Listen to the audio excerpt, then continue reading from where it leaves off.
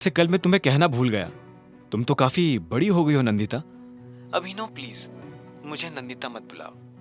उधर से अलायना ने कहा।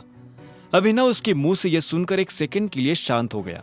फिर उसने पूछा, क्यों, तुम्हारा नाम नंदिता ही तो है।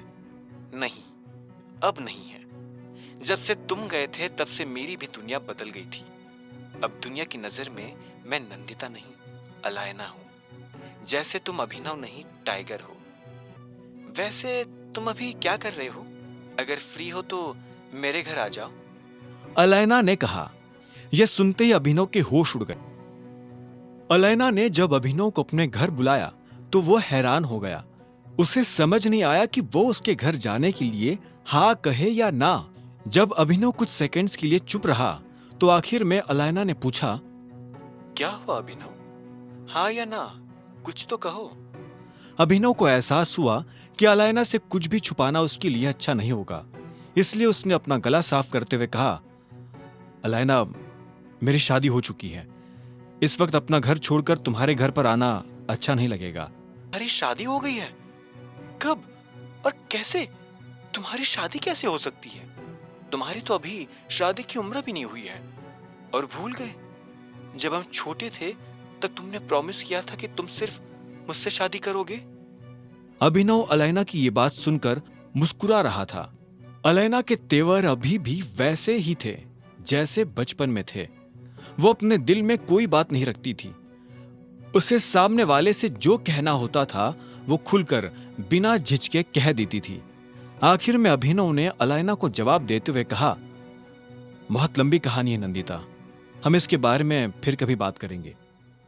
ठीक है, लेकिन फिर भी कल तुम मेरे घर आ रहे हो।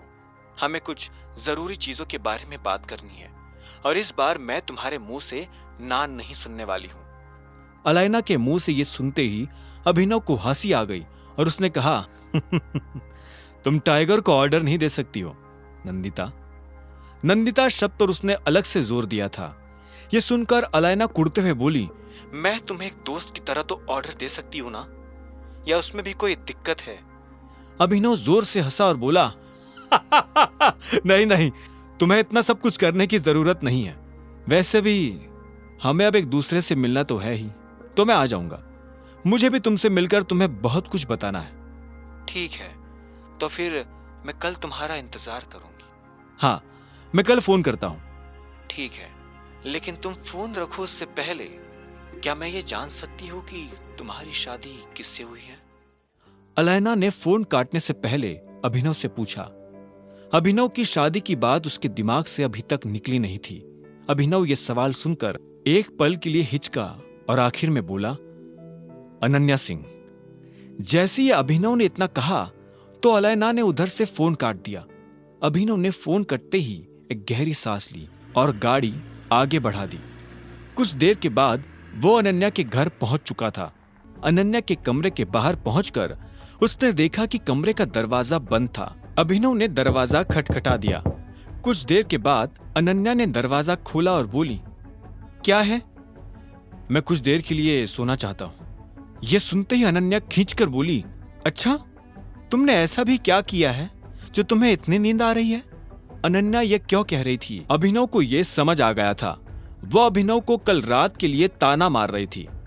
अभिनव मन ही मन उसका चेहरा देखकर मुस्कुरा रहा था, लेकिन बाहर उसने दिखावा करते हुए कहा, अनन्या, बात समझने की कोशिश करो। तुम क्या चाहती थी कि मैं उन लोगों से जाकर लड़ाई करूं? मैं इतने सारे लोगों से अकेले कैसे लड़ता? आखिर में अनन्या ने गुस्से में अपने कमरे का दरवाजा लगाया और अंदर चली गई। अभिनव बाहर खड़ा होकर बस उस दरवाजे को देख रहा था। अभिनव फिर से नीचे उतरा और सोने के लिए नौकरों के कमरे में चला गया। वो पूरी रात जागने के बाद इतना थक गया था कि शाम को भी नहीं उठा। उसकी नींद सीधे अगली सुबह जाकर खुली। वो जल्दी उठकर कमरे से बाहर आ गया था ताकि हरदेव को यह भनक ना लगे कि वो नौकरों के कमरे में सोया था। अगर हरदेव को पता चल जाता तो अभिनव और अनन्या दोनों के लिए मुसीबत खड़ी हो सकती थी। जल्दी बाहर आकर उसने अनन्या के कमरे का दरवाजा खटखटाना शुरू कर दिया था। वो दरवाजा खटखटा रहा था, लेकिन उधर से अनन्या कोई जवाब नहीं दे रही थी। ऐसे में जब उसने दरवाजे का हैंडल घुमाया तो पाया कि दरवाजा अंदर से लॉक नहीं था। उसने धीरे से दरवाजा खोला और कमरे के अंदर दाखिल हो गया। आगे की कहानी जानने के लिए देखें अगला एपिसोड सिर्फ पॉकेट एफएम के यूट्यूब चैनल पर, और द रिटर्न ऑफ टाइगर के सारे एपिसोड्स को सुनने के लिए डिस्क्रिप्शन में दी लिंक से डाउनलोड करें पॉकेट एफएम ऐप।